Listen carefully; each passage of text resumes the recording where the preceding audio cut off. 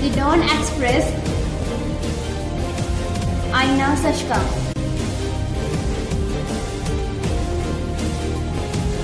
मैं Jagdish Tiwari the Dawn Express में आपका स्वागत है। आशा है आप सब सुखी व स्वस्थ होंगे। करोड़ों भक्तों की आस्था के केंद्र वाराणसी के काशी विश्वनाथ मंदिर से बाबा के भक्तों के लिए बड़ी खुशखबरी आई है। प्रशासन ने 2 जून यानी मंगलवार को पड़ने वाली निर्जला एकादशी के दिन बाबा विश्वनाथ के जलाभिषेक की अनुमति दी है, लेकिन ये व्यापक रूप से नहीं होगा। इसके लिए फिलहाल 11 श्रद्धालुओं व 4 डमरू वादक ही मंदिर में प्रवेश करेंगे, बाकी लोग नहीं।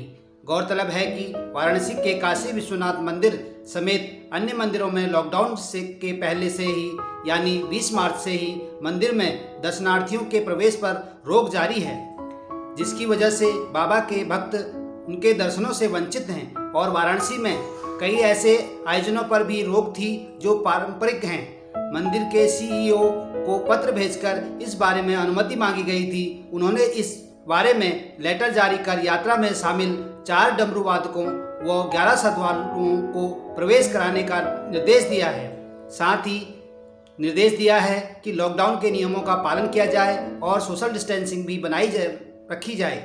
सोशल डिस्टेंसिंग के नियमों का ध्यान में रखते हुए मंगलवार यानी 2 जून को निर्जला एकादशी पर 2 दशक से निकलने वाली कलश यात्रा पर इस बार प्रतीकात्मक होगी।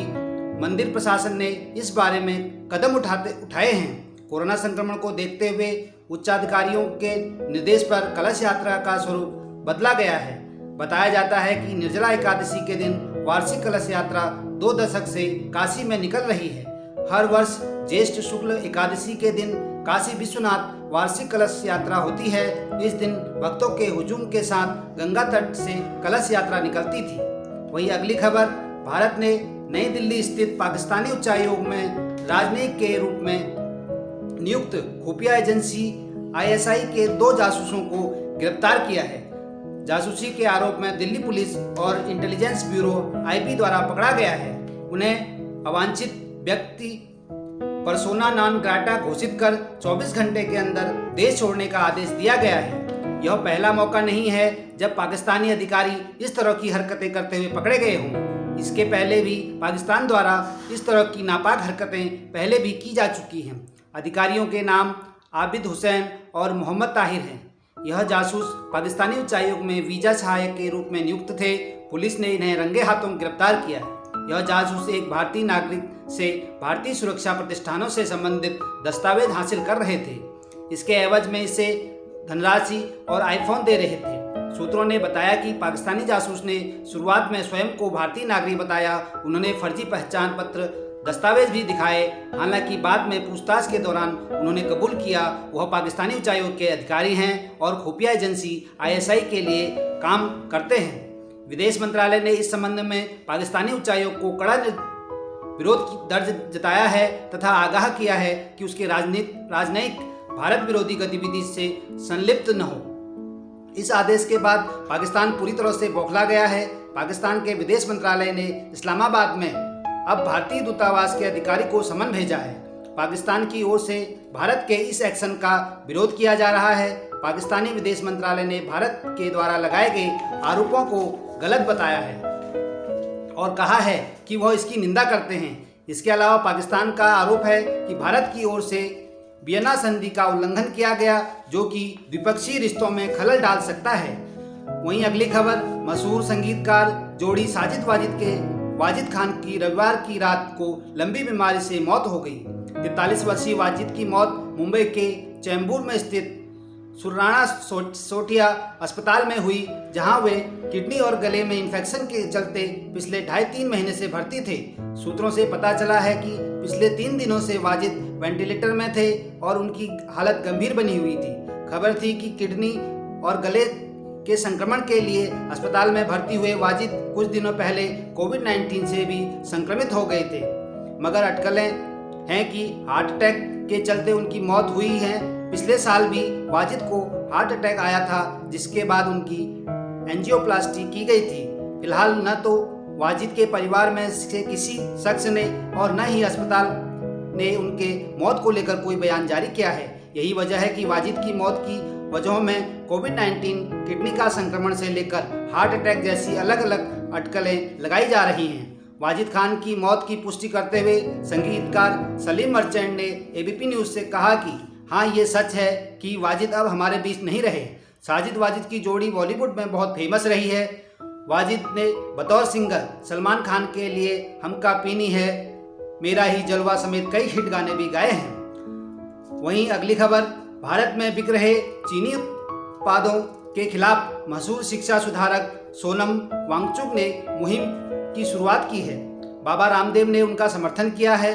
बाबा रामदेव ने ट्वीट कर कहा कि उनकी चीन या वहाँ के लोगों से कोई दुश्मनी नहीं है, लेकिन देश के खिलाफ चीनी षड्यंत्र को रोकने के लिए उनके उत्पादों का बहिष्कार करना भी बेहद जरूरी है। बताते चलें कि आमिर खान की सुपरहिट फिल्म 3 इडियट का मुख्य किरदार रेमन मैग्सेसे अवार्ड विजेता सोनम वांगचुक पर आधारित थी।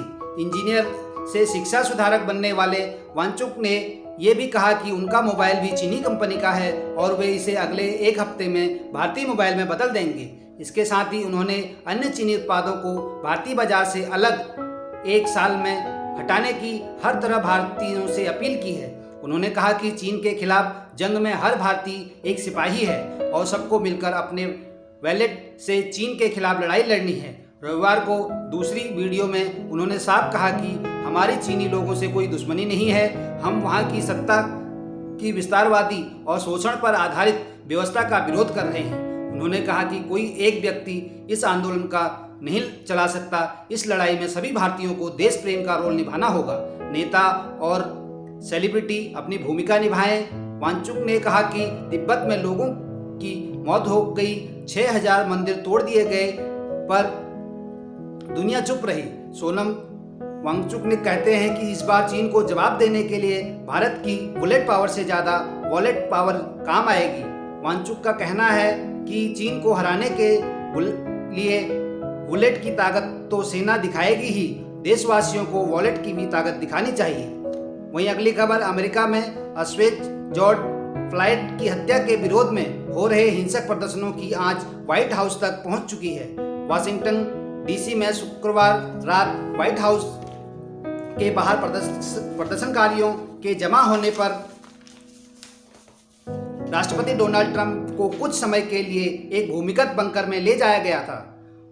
व्हाइट हाउस अधिकारियों और कानून प्रवर्तक सूत्रों ने इस बात की जानकारी दी। राष्ट्रपति ट्रंप ने बंकर में लगभग 1 घंटा बिताया और इसके बाद उन्हें ऊपर लाया गया।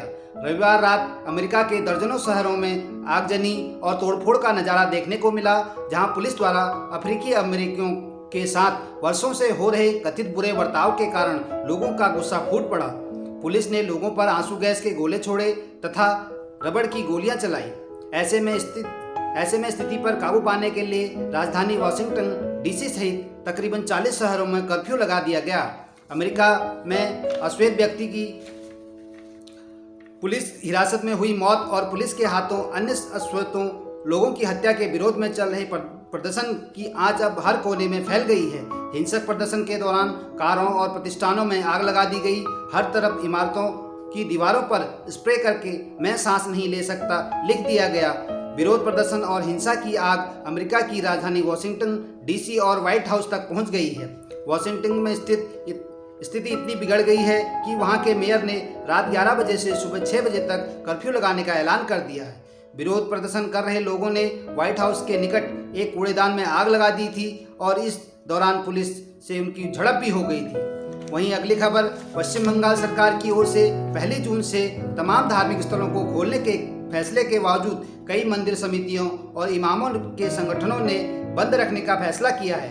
हावड़ा में हुगली किनारे स्थित बेलूर मठ के अलावा उत्तर 24 परगना जिले के दक्षिणेश्वर काली मंदिर और वीरभूम जिले में स्थित तारापीठ मंदिर समेत समिति ने फिलहाल 15 जून तक बंद रखने का फैसला किया है। दूसरी ओर इमामों ने संगठन बंगाल इमाम एसोसिएशन ने भी फिलहाल मस्जिदों को बंद रखने की अपील की है। इमामों के संगठन मोहम्मद याहिया ने कहा कि हमने 2 महीने तक घर में ही प्रार्थना की है और इसे जारी रखने में कोई बुराई नहीं है। वहीं अगली खबर, भारत दुनिया का 7वां देश है जहां सबसे ज़्यादा मामले सामने आए हैं। जबकि प्रति 10 लाख आबादी पर सिर्फ 2710 टेस्ट किए गए हैं। भारत में अब तक कोरोना के 1,90,535 मामले सामने आ चुके हैं, जिसके साथ वो दुनिया का 7वां सबसे संक्रमित देश बन गया है। यदि गंभीर मामलों को देखें तो अमेरिका के बाद भारत का दूसरा स्थान है। भारत में कोरोना केस जर्मनी, फ्रांस से ज़्यादा हुए हैं। लॉकडाउन 5 की तरफ कदम बढ़ाती दिल्ली में कोरोना वायरस का संक्रमण भी तेजी से बढ़ रहा है। रविवार को कंटेनमेंट जोन की संख्या अपने उच्चतम स्तर पर पहुंच गई थी। एक दिन में दिल्ली सरकार ने 20 नए कंटेनमेंट जोन घोषित किए, जिसमें 122 इलाके सील कर दिए गए हैं। हालांकि इस बीच 3 कंटेनमेंट जोन को डीकंटेन भी किया गया है। 48 घंटे में यह 95 कंटेनमेंट जोन से बढ़कर शनिवार को 122 हो गए। हालांकि धीरे धीरे पुराने इलाकों को भी डीकंटेन भी किया जा रहा है। अभी तक 53 इलाकों को कंटेनमेंट जोन की सूची से बाहर किया जा चुका है। कोरोना लॉकडाउन के 5वें चरण और अनलॉक के पहले दिन सोमवार को दिल्ली के मुख्यमंत्री अरविंद केजरीवाल ने कई बड़ी घोषणाएं की। मुख्यमंत्री अरविंद केजरीवाल ने कहा कि अब दिल्ली में बार्बर शॉप और सैलून खोले जा सकते हैं, हालांकि स्पा अभी बंद रहेंगे। साथ ही केजरीवाल ने भी यह भी कहा कि दिल्ली की सभी दुकानें खोली जा सकती हैं और ऑड इवन का नियम लागू नहीं होगा। अरविंद केजरीवाल ने कार और दोपहिया वाहनों पर बैठने वाले सवारियों की संख्या को लेकर पाबंदी भी हटाने की घोषणा की। दिल्ली में हालांकि रात 9 बजे से सुबह 5 बजे तक आवाजाही पर प्रतिबंध लगा रहेगा। केजरीवाल के साथ ही राज्य में औद्योगिक क्षेत्रों के पूरी तरह से खोलने की घोषणा कर दी है। ऐसे में अब सारे उद्योग धंधे राज्य पहले की तरह खुल सकेंगे। इन घोषणाओं के बीच मुख्यमंत्री ने एक बार फिर भरोसा दिलाया कि दिल्ली में बढ़ते कोरोना मामलों के बावजूद सरकार हर चुनौती के लिए तैयार है। दिल्ली सरकार ने राजधानी में बढ़ते संक्रमण के चलते एक हफ्ते के लिए सभी बॉर्डर सील करने का आदेश दिया है। दिल्ली सरकार ने लोगों से सुझाव मांगा है कि क्या दिल्ली को अपनी सीमाएं अन्य राज्यों के मरीजों के लिए खोलनी चाहिए। दिल्ली वालों को इस मुद्दे पर अपनी राय शुक्रवार शाम 5 बजे तक भेजनी है। सरकार का कहना है कि वह इसके बाद फैसला करेगी कि आगे क्या करना है। दिल्ली के मुख्यमंत्री श्री अरविंद केजरीवाल ने सोमवार को प्रेस कॉन्फ्रेंस करते हुए कहा कि मैं पिछली बार भी आप लोगों की राय मांगी थी और अब हमें 5 लाख से भी ज़्यादा लोगों ने अपनी सलाह दी थी। इस बार भी हम आपके एक महत्वपूर्ण विषय पर राय चाहते हैं। उन्होंने कहा कि फिलहाल हम एक हफ्ते के लिए दिल्ली की सीमाओं को सील ही रख रहे हैं। आवश्यक सेवाओं में काम कर रहे लोगों जिनके पास होगा उन्हें आने जाने की अनुमति दी जाएगी। केजरीवाल ने लोगों से पूछा कि हमें क्या करना चाहिए। बहुत से लोगों के सुझाव हैं कि हमें कोरोना के वक्त सिर्फ दिल्ली वालों का इलाज करना चाहिए। आप मुझे शुक्रवार तक सुझाव दें कि इस मुसीबत के दौर में हमें क्या करना चाहिए। इसके लिए उन्होंने एक व्हाट्सएप नंबर, ईमेल आईडी आदि जारी किया है, जिस पर लोग इन्हें सुझाव दे सकते हैं।